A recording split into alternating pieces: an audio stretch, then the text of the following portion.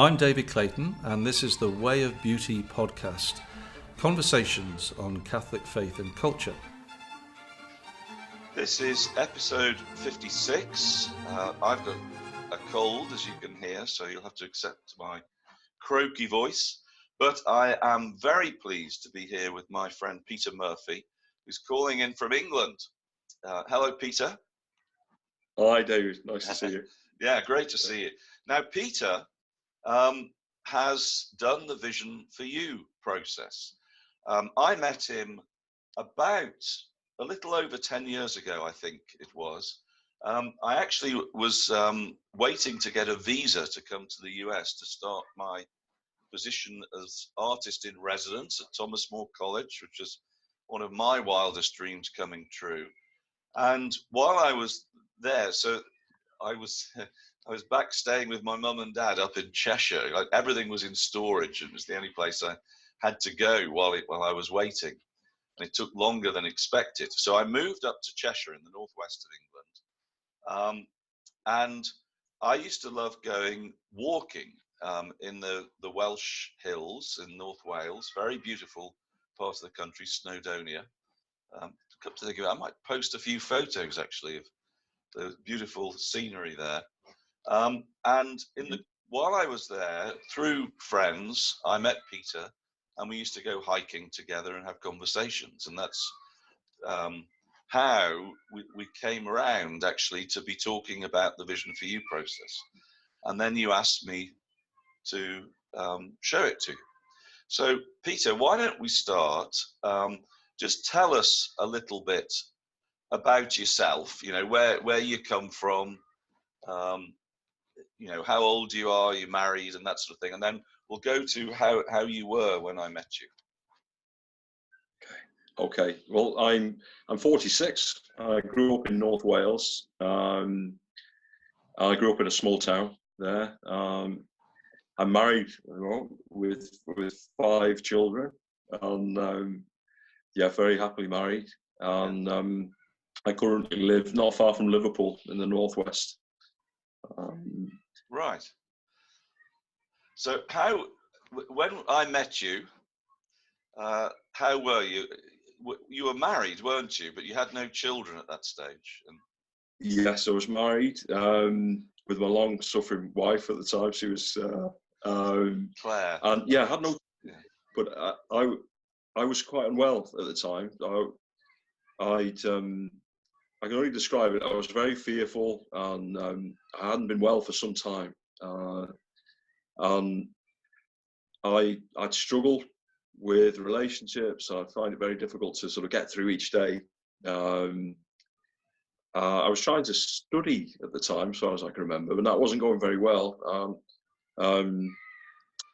I'd actually been diagnosed with some mental illness. I was full of fear and anxiety. I'd just about get through each day. And I was a Gulf War veteran. So that was probably about 15 to 20 years before we met. And I'd been diagnosed with illness after that as a result of a service. I was actually I think I was the youngest Gulf War serving. I was actually 17. Wow. The Gulf War started about 6 weeks after my 17th birthday, and I was there on parents' permission. I actually remember seeing an article in the local, in one of the national press, which advertised the youngest sort of serving personnel. I think I was one of the youngest, or younger than any of those. But I'd been ill for some time. I just couldn't seem to make a success of my life, and I was getting worse. I needed a lot of support, and I was still having support, and it didn't seem to be getting me any better. And you're at the point, weren't you? I found out of almost being sort of put in a ward, basically under sort of permanent supervision, because you were so mentally ill. Is that right? Yes, it was. And it was planned, but I needed to be separated from my family to go for treatment, with my wife as it was then. And then it happened again 6 months later, not long before we met. Yeah, basically the prognosis wasn't good. That I was needing semi-permanent care. I had a program that stretched out for years, and I'd be admitted to this place where I'd get specialist treatment, help ex-servicemen like myself, and I needed treatment. And I also needed other support as well. But yeah, I was in a residential setting for some of the treatment that I was having. Right. That was increased, I think. Were you working at the time? I was studying at the time, but Right. it wasn't going so well. I'd started to. So you were doing you were doing a degree, weren't you? You were sort of. Yes, I'd done a diploma, and then I just started a degree of a similar course, and I think it was in the summer that we met that I was trying to organise an industrial placement part of that degree. Yeah. All right. So you're sort of sinking as a student. Your marriage is imperiled, really, because you just couldn't uphold. Your wife is very loyal and loving, actually, Claire. Yes. But Yes. really, you were unable to fulfill any responsibilities. Is that a fair picture? I mean, you were steadily sort of dropping out of any sort of requirements of you. Yeah, she was actually really becoming my carer, and she had quite a miserable life, I think, with me. I tried to do a day's work or a day's study, but I'd be in such a state by even lunchtime because I'd be so full of fear and anxious, and I had such a pessimistic outlook that even small things would make me very, very distressed. I find it difficult. I wanted to, I just found it very difficult to do the most basic things. And yeah, she stuck by me. It really, when I went for treatment, I realised at some point it was for respite for her, if anything, as well as for me. But that's the stage where it had got. Yeah. Okay, and so how about your faith situation? I mean, you're now, I know, a practicing Catholic, and I think you were brought up Catholic. But what was your faith like when I met you? Would you say? How would you describe that? Well, I'd stopped. I'd stopped practicing. Well, my family sort of. From about 8 years old, I'd stopped going to church, but school took me through the Holy Communion process and the confirmation. So I was confirmed, but I think all I could say, I think from the best of my memory, I felt that I was so worthless that God wouldn't want anything to do with me. And I think that was generally the feeling I had. And I'd never even considered anything different, really. Right. So were you doing prayers, or had that sort of even prayer fallen by the wayside? I remember one specific moment where I'd fallen so short in where I wanted to be in my life, and I'd upset my wife, and I'd been behaving in a way that I was so ashamed of. That I remember I'd stepped out of the place where I was living. I was actually living in a caravan at the time. Yeah. It was a lovely place, but I was very ill. And I remember I called out to God to help me, and I asked a genuine prayer. I think, is this what you wanted for my life? And basically, I had no idea of a loving God or a forgiving God, and that was really the only prayer. I think I tried to pray for someone else I didn't like a few years before, and that helped me. But that was about it. It was very sporadic. If I did say a prayer, it was usually out of desperation. All right, so you met me, and then I started. I can remember.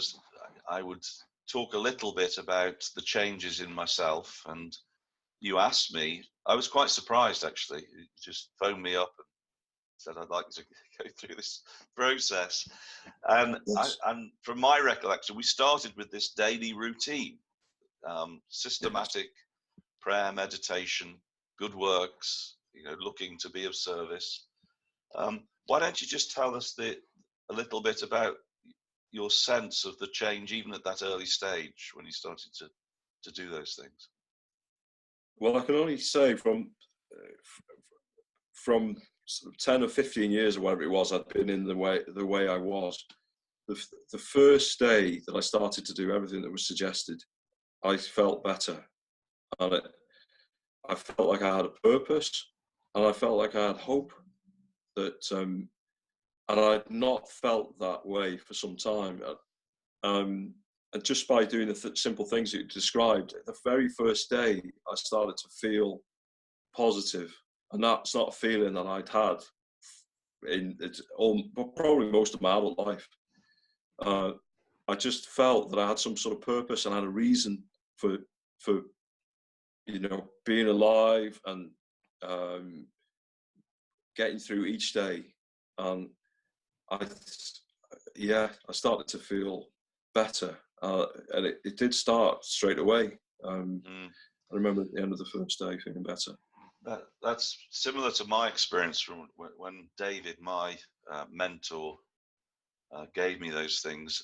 Nothing really changed materially from the day before to the day after. But I remember getting through the day and thinking that was better. I can't put my finger on it precisely, but I think you did actually. That it's hope and purpose somehow. And it is that God exists. I think I would say now the reason is that I'm looking to God for help, and God is helping me. But I that isn't what I'd have said at the time. I just thought I was doing these things and I was changing. So we then went through the process. We were lucky because I was basically just hanging around, waiting to get my visa. Thank goodness for Mum and Dad. I was 46. Your current. I thank God a few times that you were turned back at customs, David. So many times. I really do. I really. I was actually. I arrived in the US and I didn't know that I needed a visa. I'd been that sort of ill-informed in the whole process. I had to go back to England and start the process. Okay, and so there we were. We went through these spiritual exercises. Yes. Very quickly, really. So I was only there 4 or 5 months, so we went through this easily in that period. You worked hard at it, I remember. And we listed your resentments and fears. You went out and made amends to everyone. I'm imagining your wife as well. Yes, she was first on my list. Yeah. Could you perhaps just tell us a little bit? Don't tell us anything that she wouldn't want you to say, but just first of all, the general how it was during this period a little bit. If there's anything you want to remark on, but I'd love to just hear about your when you asked for forgiveness from your wife, how that went. It's I mean, leading up to that point, I'd continued to feel better, and it was over a reasonably short period of time, maybe sort of a matter of weeks, 5 or 6 weeks, till I got to the point where I made amends. Okay. But there was about a point about 2 weeks in, I think, where I was stood in my garden, and I was looking out over the hills where I used to live, and the fields, and I'd had that view for so long, but I'd never been able to stand and enjoy it with a peace. And at that early stage, I started to feel that, and I was just looking out, and my wife came up to me, put her hand on my shoulder, and she said, "I can see a difference in you." Wow. And I'd not asked her, and I'd used to say, "Well, I'm okay now. Am I doing any better?" And I never was. God bless her. She'd always been encouraging, but she came up to me, wow, and said, "I can see a difference in you." And I never even asked her. I didn't even know she was there. And then it just continued to get better. But I got to the stage where I made amends, and I'd followed the process very closely. I explained why I was doing it, and I'd explained when I'd fallen short, and I asked her for forgiveness, and she forgave me, and I think obviously our relationship has grown stronger, even stronger since then. There was I did ask her if there was anything else, and she did say there was one thing, a certain other family relationship that she wanted me to maybe make perhaps a bit more effort look at maybe. And Right. I was taken back because I didn't expect anything else. And I remember I rang shortly after. I spoke to yourself, and I think you said it was great that thing had come to light, and we were able to.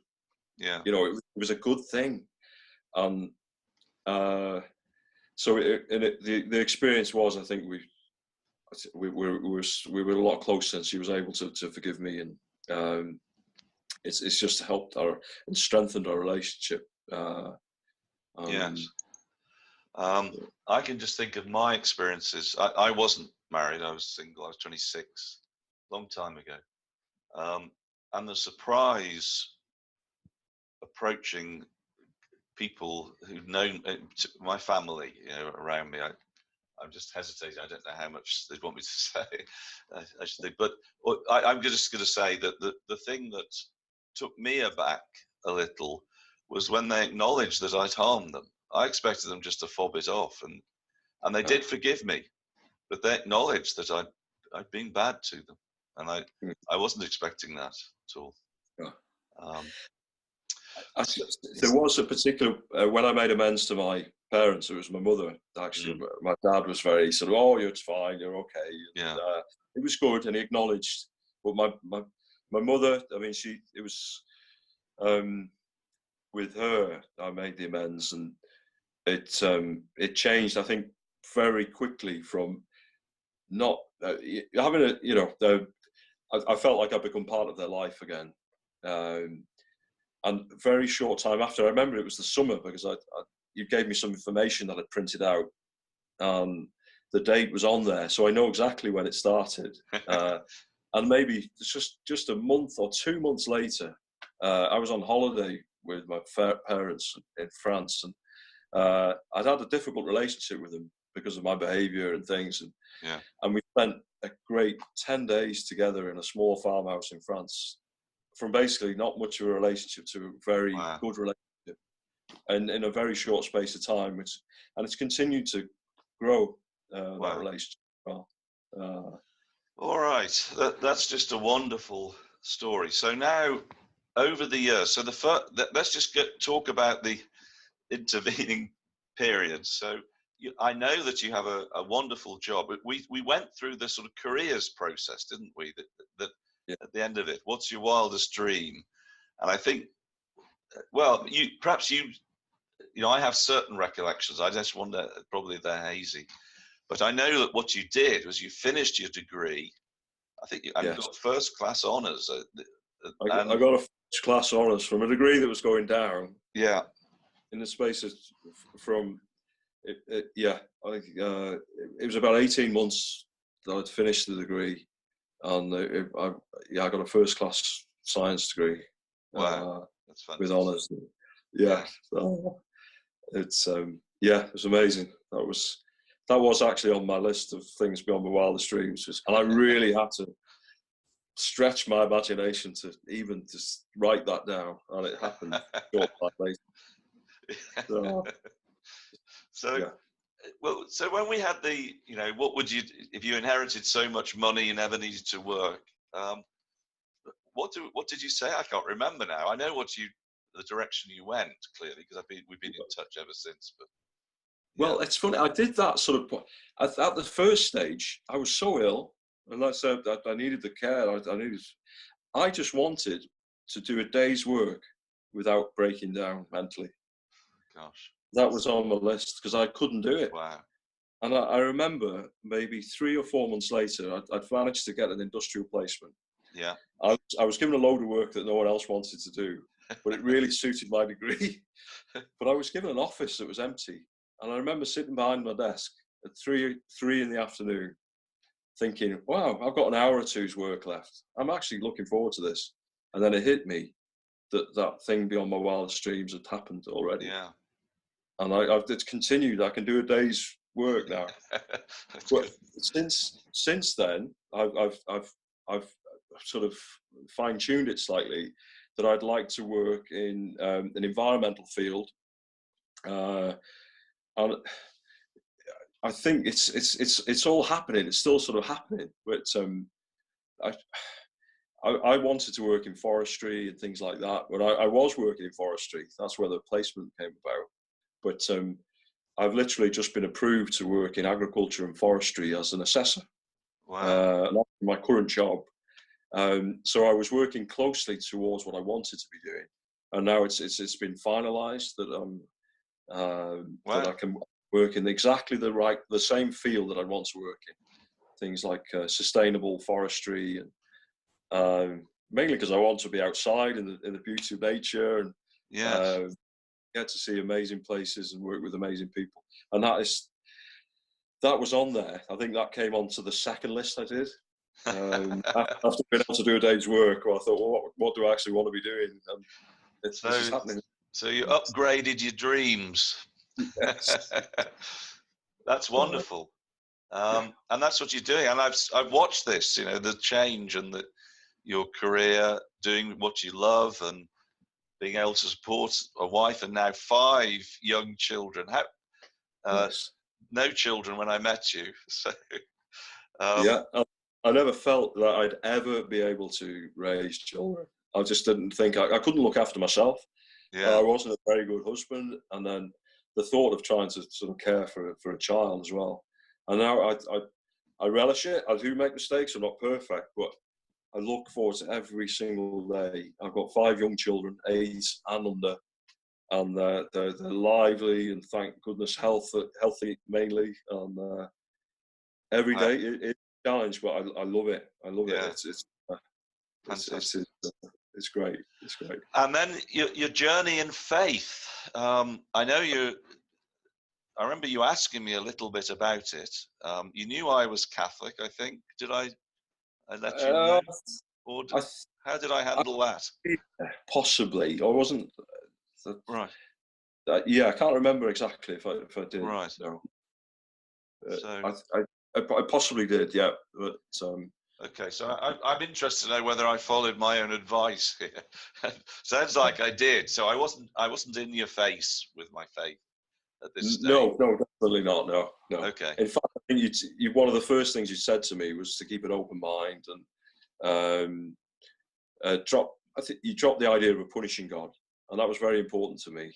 Right. I'd been growing up in a very traditional sort of Catholic sort of upbringing, I think, and that was the impression I had, I think. But yeah, I don't think there was much more sort of detail. But you allowed, yeah, there was a freedom there, I think, for me to explore and within sensible sort of limits.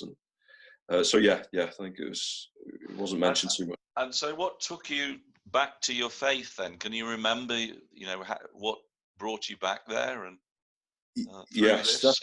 Yeah. I think that's the first sort of suggestion you gave, to keep an open mind and drop the idea of a punishing God, and then the simple prayers that you suggested I pray to, whatever I was willing to believe in. I think that was the starting point for me, just to be willing to believe there might be something that wants me to be happy, wanted the best for me, which I was happy to do. I didn't have much to lose, I don't think, at that stage. So I was with that. But when I was praying, I could see the difference in my life, and I'd experienced in a small way the power of prayer. And I kept praying, and that kept building. And as I worked through the process and become more capable in terms of the things like taking inventory and praying, I felt the benefit. And all of a sudden I felt, well, I need to know what am I praying to? It's like now I think in some ways I wanted to start giving back something. So I thought I need to explore more. And I was I think I felt like I needed to be, I owed this thing that was keeping me so happy that I didn't really know something. I needed to give something back. The vague idea that there was something up there just wasn't working for me anymore. Yeah. So and then I had very, very fond memories of the Catholic Church as a young man. It would have been before I was 8. Right. When I did my first Holy Communion at 6 or 7, there was a Catholic priest I don't know. So I mentioned his name. He was a great man. I'm sure it'd be fun. Oh, yeah, if it's nice, let's do that. Yeah. He was Father Ramsey, Father Charles Ramsey. Yeah. I think his first posting was in quite a difficult area of Glasgow. I think he was doing great works. But he was our priest when we took our first Holy Communion, and I actually went to him for help. But I had great memories of him. He wrote a poem. He mentioned each child by name in this poem that he wrote, and it was very funny. And I remember he talked about Jesus living within us. And I remember I looked down my jumper. I thought I'd got a great laugh, and I thought he's lived inside. There's a great story with this. That in the depth of my despair, when I was so ill, long before I'd met yourself, David, I think, I was desperate. And I'd heard that this priest was working in the town when I was trying to hold down a job at the time, different town to where I grew up. But I'd heard and I out of desperation, I just went to his door, knocked on his door, and he wasn't there. Then this little car pulled up, and this was about 25 years later, perhaps 25, at least quarter of a century later. He'd never seen me for a quarter of a century. He stepped out of his car. The first thing he did was this. And it just blew me away. And I still, at that stage, I wasn't pursuing my faith. I still felt God didn't want anything to do with me. But he helped me. He helped me a bit, and then he helped me a lot. But I didn't. But anyway, to get back to where I was, I felt like I was praying to something that I needed. I needed something more solid. I needed something.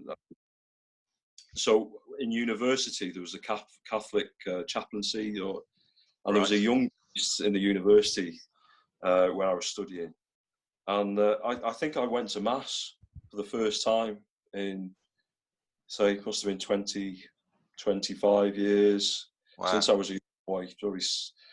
Maybe since I did my confirmation, so maybe 11, 12, 13, something like that, when we'd been sort of not forced to go to mass, but we were taken to mass to go through the process. And I felt so much. I was moved by the mass. I felt the power of the words. They actually asked me to do a reading, but I didn't know it didn't feel right. But I remember listening to the words, and I just felt right. For me, I have a memory of the Catholic Church in the 70s, which is really positive. I quite like the architecture of the pine, of the design of that era, late 60s. I know it's not. Wow. It brings back the memories of that, sort of the fond memories I've got. So, and I ended up, after I'd been to mass maybe 2 or 3 times, this priest started to talk to me, and I ended up I took confession with him, I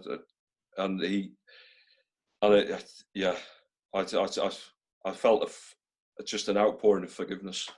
Wow. And I shared things with him that I'd held with me for so long. I'd already shared, as part of the process, my defect. Yeah. And then I shared some of the same things with this priest, and I felt this outpouring of forgiveness and cleansing. And I've not looked back since. It's been over 10 years now. And my faith has grown and grown. And in times of trouble, I've just, out of surprise of myself, I've been able to call on, this faith that keeps growing in me. There's been sort of difficult times. I think when our first child was born, there was a few complications, and I was able to. I remember sitting in the corridor of the hospital, and my wife had to go into the operating or the theatre, and I was in scrubs, and I think that was the first time since I'd returned to the faith that I felt like there was a test of my faith somehow and I started to pray, and I felt comfort, and although I felt fear, I felt comfort that I could be strong for the people that were struggling, and it's just grown. I love church. I love going to mass now. I love practicing as best I can, and it's just it's a total change. And my children join me at mass, and they enjoy it. They wouldn't admit it sometimes on a Sunday morning, but they run into the church. They actually run towards the church, and wow, we do go for a we go for a Subway at the moment. We go and grab a sort of breakfast sub and we have a chat. Me and my eldest boys, and it's great. We hang out. We go on the Sunday morning. We hang out together after we've been to mass, and it's really special. That's great. There's one other question. I think this will be the last one. This has just been tears are welling up, actually, Peter. I don't mind saying just this. These are things that I hadn't heard some of these details before, because I'd moved back to the US when a lot of this had happened. I remember that a lot of it at the start. We've been in touch ever since, but you haven't told me some of these stories. It's so good to hear it. But you now have had the chance, haven't you, to pass the process on to one or two people, and have you seen changes in others as well? Yes, I have. I think when I was quite early on in the process, I was lucky to meet a number of people that were willing to go through the process or wanted to go through. There's one guy in particular that he had a similar result to myself, and especially with his family. But recently, about 2 years ago, I met someone else as well. There's been others, but one person in particular really embraced the approach or the process, and he rang me the other day just to say that he was great. He's doing well in his career, but now he's sort of branching out to another career, and he's gone from someone who was, I think, very shy and struggling to get on in life and had lots of trouble and he tells me he has a life beyond his wildest dreams, and he comes round for he's a bit younger than me, so he seems to get on with my children more than I do sometimes. They love when he comes round, but right. And I remember when I first met him, he just appeared to be someone who was really, really struggling with life, and he said he was. And within sort of 12, I think he went through the process not quite as fast as I did, but only maybe a month or two longer, and I think he started to feel results very, very quickly, and it seems to be continuing in his life now, and he's getting great results. That's wonderful. Well, I think we'll stop there. Peter Murphy, it's been an absolute pleasure to talk to you. Thank you very much indeed. Thank you, David. Thank you. You've been listening to the Way of Beauty podcast, conversations on Catholic faith and culture. If you enjoyed this episode, then please give us a 5-star review on iTunes. This will help others to find it too. Also, if you're interested in delving more deeply into the material that we discuss, you can do a course at the Pontifex University website. That's pontifex.university.